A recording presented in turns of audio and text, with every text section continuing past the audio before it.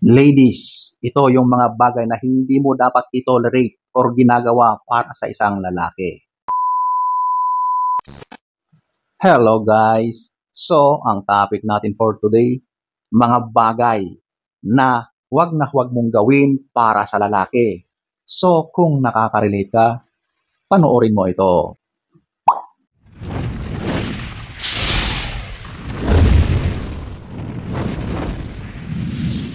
Number 9, always takes the blame. Ito yung ginagawa ng lalaki na ayaw tanggapin ang mga pagkakamali o mga kapalpakan niya. So, ang gusto niyang gawin ay ipaako sa iyo yung mga pagkakamali, yung mga kasalanan na iyon. Kumbaga, ang gusto niyang palabasin is ang mga bagay na iyon ay nangyari dahil sa iyo. Hindi mangyayari ang mga bagay na ito, ang mga kapalpakan na ito dahil sa kanya, kundi dahil nandyan ka. So, yung mga blame na yan ay dahil ikaw. Nako, ang hirap ng ganyan, okay? Never kang pumayag na ginaganyan ka ng lalaki, okay? Sobrang kawalan ng respeto at pambabastos yan. Wala kang ginagawa, tapos gusto niya, ikaw yung aako sa mga kasalanan niya. Nako, sipain mo na yan. Huwag mo nang patagalin yan. Umalis ka na agad-agad dyan, okay? Number 9. Number 8, pretending to be someone else. Gusto niyang palabasin na ikaw ay ganitong uri ng babae. Gumagawa siya ng paraan para maging ganon yung tingin ng ibang tao sa iyo. Ang mangyayari ngayon is magpapanggap ka na ganito ka. Nako, huwag kang pumayag sa ganon. Kung mahal ka ng lalaki, kahit ano ka man, kahit sino ka man, tanggap na tanggap ka niya despite of everything, okay? So kapag gusto kanyang baguhin para lang maging tanggap sa kanyang panlasa at tanggap sa mga taong nakakakilala sa kanya, wag, okay? Kung ganon ang ginagawa sa iyo, binabago ka niya para lang sa kanyang sariling interest, wag na. Maraming lalaki dyan. Wag sa mga ganyang uri ng mga kalalakihan na may problema sa utak, okay? So ayan po ang number 8. Number 7, loss of financial independence. So bakit nga ba ito nangyayari? Since magkarelasyon na kayo at siya ang kumikita, gusto niya na manatili ka na lang sa bahay or huwag ka nang magtrabaho. So ngayon, kapag ganun na, saan ka na? Wala ka ng pera. So ikaw na ay dependent sa kung ano yung ibinibigay sa iyo. So ikaw na ay umaasa. Wala ka nang magawa kasi ikaw ay tali doon sa kung ano yung ibinibigay sa iyo. Di ba? Huwag kang pumayag na ganyan. May mga pangarap ka rin para sa sarili mo. Maganda nga yung parehas kayo na may pinagkakakitaan. Okay? So, kung pinipilit ka na manatili lang sa bahay, ayaw mo naman, gusto mong may sarili kang career, huwag mo siyang sundin, okay? Kapag pinilit ka, alam mo na ang dapat mong gawin. Umalis ka na dyan, okay? Number 7.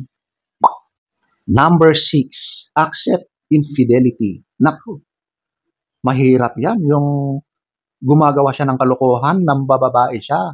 At gusto niya na okay lang sa iyo. Tanggapin mo na lang dahil ganun siya. At sasabihin pa niya, huwag kang mag-alala. Ikaw naman yung mahal ko eh. Alam mo yun, hindi ko yun mahal. Sa iyo naman ako umuwi eh. Tsaka binibigyan kita ng pera. O, di ba? Maraming ganyang set-up. Okay? Na yung ibang mga kababaihan ay pumapayag sa ganoon na set-up ng relasyon nila. Di ba? Pero sobrang kawalan ng respeto yan. Pambabastos yan. Walang modo. Ang mga ganyang mga sinasabi na mahal ka, hindi ka mahal yan. Sarili lang niya ang mahal niya, okay? Kaya kapag ganyan yung lalaki, nako, layasan mo na yan, makipaghiwalay ka na. Walang magandang patutunguhan ang relasyon na ganyan, okay? Kasi puro pabor na lang sa lalaki at pinipilit ka niyang tanggapin kung ano yung ginagawa niya. Wag. Number 6. Number 5, ignore the red flags. So, napapansin mo sa karelasyon mo na marami kang hindi magandang nakikita sa kanya. At tuwing siya ay kinakausap mo or sinasabi mo yung mga nakikita mo or napapansin mo, ay kibit balikat lang sa kanya. Sasabihin sa'yo na huwag mong pansinin yun, wala naman yun eh. Ikaw naman masyado ka namang sensitive or kung ano-ano na ang sinasabi sa iyo. Oh, wala naman akong ginagawang masama. Ikaw yata ang may ginagawa, o di ba? Kumbaga, kapag pinupuna mo siya, yan ang mga litanya niya. So, ayaw niya na siya ay pinupuna. Ang gusto niya ay manahimik ka na lang. Ganon ang gusto niyang mangyari. So kapag ganyan, nako, wag mong hayaan na ganyan ang setup ng relasyon ninyo. Wag mo nang patagalin yan, umalis ka na dyan sa ganyang uri ng relasyon, okay? Number 5. Number 4, ito yung stay silent. Ito yung ginagawa sa iyo ng karelasyon mo na manahimik ka. Huwag ka ngang magsalita ng salita dyan. Ganon. Kumbaga, parang wala ka ng opinyon. Wala ka ng tamang sasabihin. Ganon ang turing niya sa iyo. Ang gusto niya ay siya lang ang dapat nagsasalita, siya lang yung tama, at siya ang control sa inyong relasyon. Huwag kang pumayag na ganyan, okay? Tayo lahat ay may boses. Meron tayong opinyon. At karapatan natin na magsalita kung ano yung ninanais natin. Basta alam natin na tama tayo. Kahit sabihin natin na mali, yun ang opinion natin, sabihin natin. Kung ano man yung opinion ng bawat isa, respeto, di ba? Yun naman ay napapag-usapan. Pero kapag sinasabi sa iyo na manahimik ka dyan, wala kang karapatang magsalita, nako, huwag kang pumayag, layasan mo na yan, okay? Walang mapapala ang ganyang uri ng relasyon. Number 4. Number 3. Isolation or isolate from family and friends. Kapag ang karelasyon mo ay napapansin mo na inilalayo ka or gusto niya na ma-isolate ka, wala kang communication, wala ka ng connection sa mga kapamilya mo, sa mga kaibigan mo, naku, delikado yan, okay? Medyo hindi normal ang ganyang gawain ng karelasyon mo kapag ganyan ang treatment niya sa iyo. Dapat meron tayong freedom, meron tayong free will. Pero yung free will na yun dapat maganda, okay? Yung nasa tama tayo, okay? So, kapag napansin mo na masyado ka nang kinokontrol, inilalayo ka, nako, umalis ka na, tumakas ka na. Huwag kang pumayag na ginaganyan ka ng lalaki, okay? Kasi yan ay isang abuso, pagka-abuso sa iyo. Number 3. Number 2, give up personal dreams and goals. Nako, alam mo, kapag sinasabihan ka ng lalaki na dito ka na lang sa bahay, huwag ka nang magtrabaho, ako na lang ang bahala.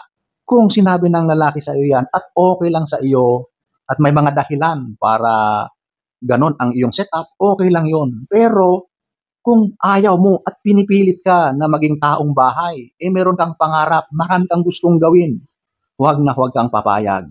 Dapat ang mga ganyang bagay, walang pilitan, okay? So yung mga goals mo, yung mga pangarap mo, gawin mo pa rin. Huwag kang papayag na inuutos-utusan ka ng lalaki sa mga ganyang bagay. At itong mga ganito, dapat pinag-uusapan nyo.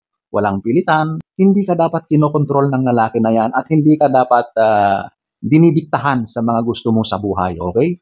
Number 2. Number 1, ito yung disrespect and abuse.